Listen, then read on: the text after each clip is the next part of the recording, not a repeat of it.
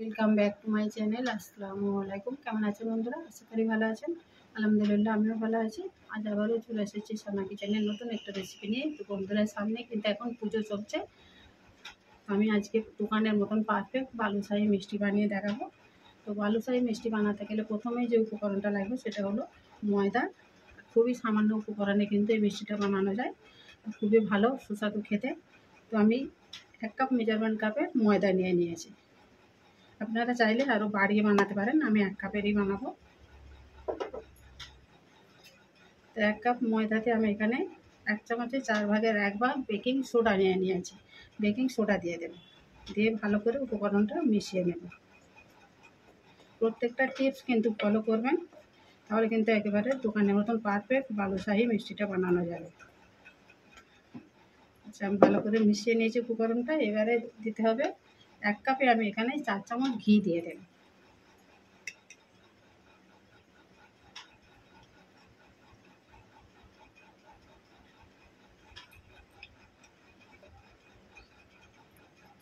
ভালো করে ময়দার সঙ্গে ঘিটাকে মিশিয়ে নেব।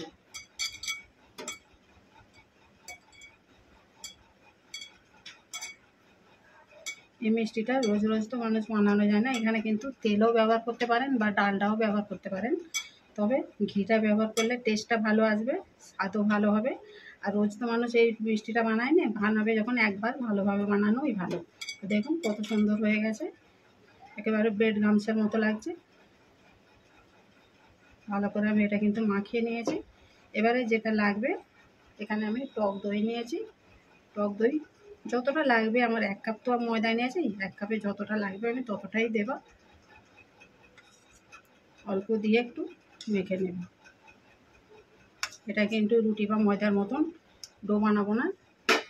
কীভাবে বানাচ্ছি প্রথম থেকে শেষ পর্যন্ত থাকুন, তাহলে প্রত্যেকটা টিপস ফলো করলেই বুঝতে পারবেন।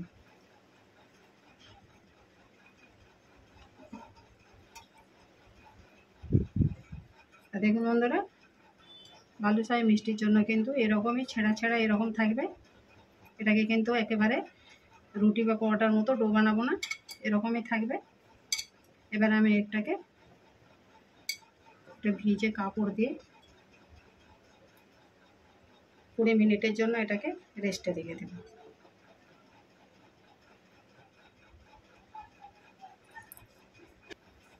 ওদিকে 20 মিনিট ময়দাটা রেস্টে থাক, ততক্ষণ আমরা একটা শিরা বানিয়ে নেব। 1 কাপ মেজারমেন্ট কাপে চিনি নিয়েছি, 1 কাপ আমি ময়দা নিয়েছি, তার জন্য আমি 1 কাপ চিনি নিয়েছি। 1 কাপ জল দিয়ে দেব।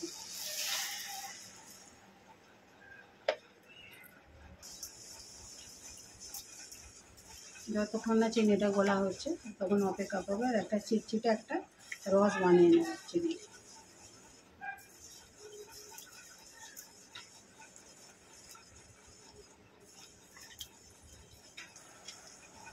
দেখুন বন্ধুরা, চিনিটা কিন্তু গলে গেছে। এটাকে ফুটিয়ে ফুটিয়ে আরও একটু ঘন করে নেব, যতক্ষণ না একটু চিট আসছে। একটা চিটের মতো আমি এটাকে ফুটিয়ে রস করে নেব।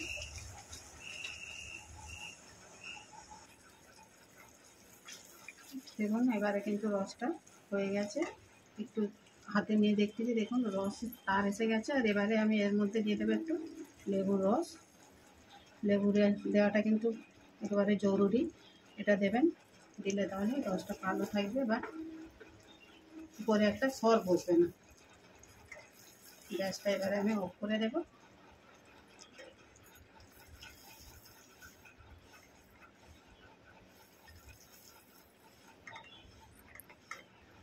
তো 20 মিনিট পর ফিরে এলাম।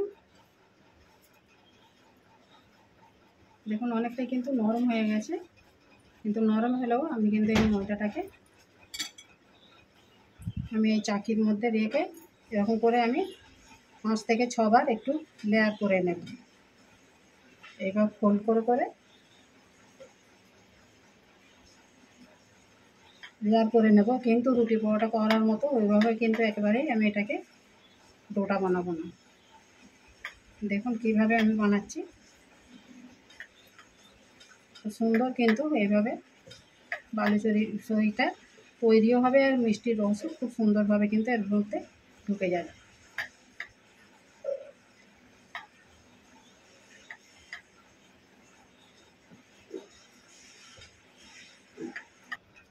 দেখুন আমি কিন্তু এটা 5 থেকে 6 বার এরকম ফোল্ড করে করে আমি এভাবে ভাঁজ করে নিয়েছি।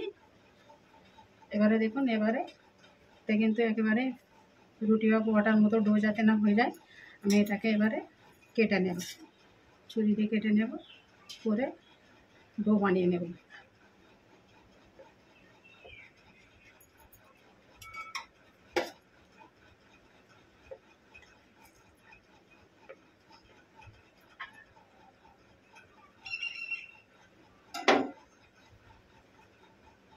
দেখুন কত সুন্দর লেয়ার এসেছে।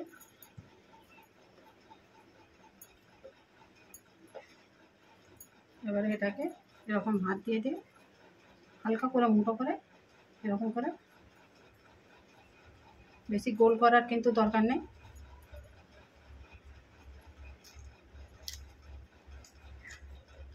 এরকম কোণ থাকলেও কোনো অসুবিধা নেই। আর ডোনাটের মতো এরকম একটু ফুটো করে দেবো আঙুল দিয়ে মাঝখানটা, কিন্তু ডোনাটের মতো পুরো দুধারটা ফুটো হবে না।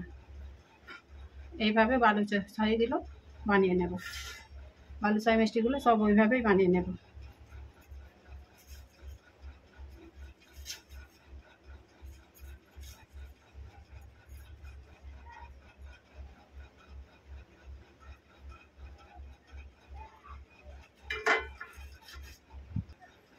তো দেখুন বন্ধুরা মিষ্টিগুলো কিন্তু সব বানিয়ে নিয়েছে। আর এইদিকে আমি তেল বসিয়ে দিয়েছি, আমি সাদা তেলে কিন্তু এটা ভাজবো।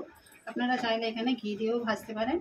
তো গ্যাস কিন্তু এখন আমি হাইতে রেখেছি, রেখে তেল কিন্তু এরকম আঙুল দিয়ে দেখা যাবে এরকম গরম হালকা একেবারে, এই অবস্থাতেই কিন্তু আমি এগুলোকে দিয়ে দেব।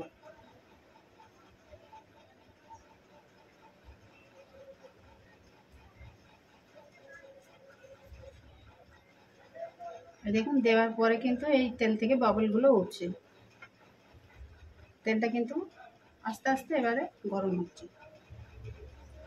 আমি 5টাই দিয়ে ভাজবো। দেখুন বন্ধুরা আস্তে আস্তে কিন্তু মিষ্টিগুলো তেল থেকে ভেসে উঠছে। 6 থেকে 8 মিনিট কিন্তু সময় লাগবে তেল থেকে ভেসে উঠতে। তো দেখুন আস্তে আস্তে কিন্তু তেল থেকে ভেসে উঠছে। আর এই মিষ্টিটা অন্তত ভাজতে 10 থেকে 15 মিনিট সময় লাগবে, একেবারে ঢেমে আছে ভাজতে হবে। তো একদিকটা একেবারে গোল্ডেন থেকে ব্রাউন কালার হয়ে গেলে তবে আমি উল্টে দেব।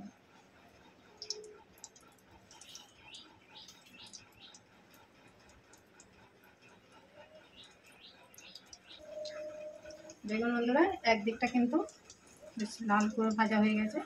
এবারে এটাকে আমি উল্টে দেবো। কত সুন্দর কালার এসেছে। অপর পিঠটাও আমি ঠিক ওইভাবে ভেজে নেব। একেবারে কত সুন্দর সফট হচ্ছে, এখনই বোঝা যাচ্ছে খুবই সফট হয়েছে।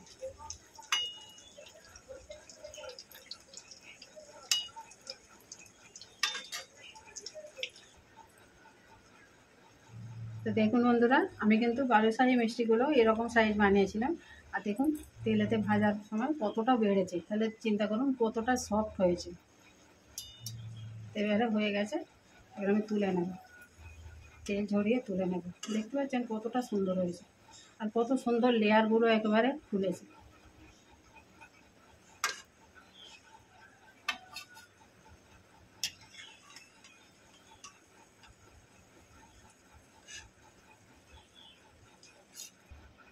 সেমভাবে এগুলোকেও ভেজে নেব। সঙ্গে থাকুন, ভেজে নিয়ে ফিরে আসছি বন্ধুরা। প্রথম থেকে শেষ পর্যন্ত দেখবেন, ভিডিওটা স্কিপ না করে। দেখুন বন্ধুরা সব মিষ্টিগুলো ভেজে নিয়েছি। আর এদিকে চিনি শিরাটাও কিন্তু হালকা কুসুম গরম আছে, আর মিষ্টিটাও এই ভাজা হচ্ছে যখন হালকা গরম আছে।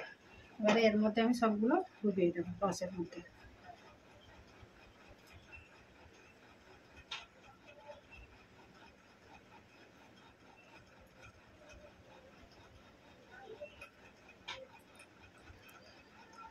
তো প্রত্যেকে এইভাবে রসগুলো দিয়ে দেব, দিয়ে এটাকে আমি 20 মিনিট একটু রেস্টে রেখে দেবো, যাতে মিষ্টির রসগুলো সম্পূর্ণ এই মিষ্টির মধ্যে ঢুকে যায়। 20 মিনিটের জন্য এটাকে ঢেকে রেস্টে রেখে দেবো। 20 মিনিট পর ফিরে আসছি। দেখুন বন্ধুরা 20 মিনিট পর ফিরে এসেছে, অনেকটাই কিন্তু রস টেনে নিয়েছে। এবার আমি প্লেটিং করে নেব।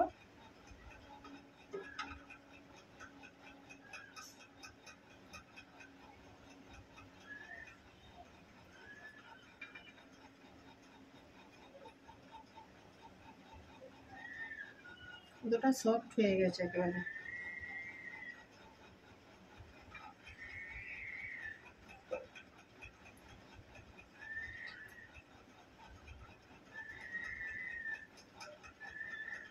দেখেই বোঝা যাচ্ছে বন্ধুরা, রসটা কিন্তু খুব সুন্দরভাবে টেনে নিয়েছে, খুবই সুন্দর একেবারে সফট হয়েছে।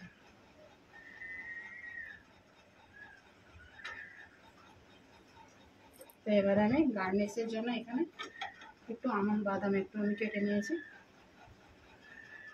আপনাদের কাছে যদি পেস্তা থাকে পেস্তা দিয়ে একটু গার্নিশ করে নিতে পারেন।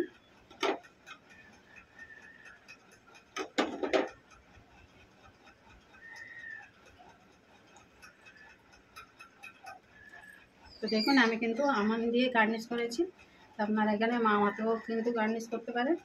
আর তো দেখুন কতটা সুন্দর হয়েছে, সফট হয়েছে কিন্তু দেখুন তো কত সুন্দর রসালো হয়েছে। তো বন্ধুরা আমার এই বালুশাহী মিষ্টি রেসিপিটা কেমন হয়েছে কমেন্ট করে জানাবেন, আর লাইক শেয়ার করে দেবেন। নতুন বন্ধু হলে চ্যানেলটাকে সাবস্ক্রাইব করে পাশে থাকবেন, যাতে আবার নিত্য নতুন ভিডিও আপলোড করলে আগে নোটিফিকেশন পৌঁছে যায়। ভালো থাকবেন, সুস্থ থাকবেন, আবার আসবো কানা কিচেনের নতুন একটা রেসিপি নিয়ে। আল্লাহ হাফেজ।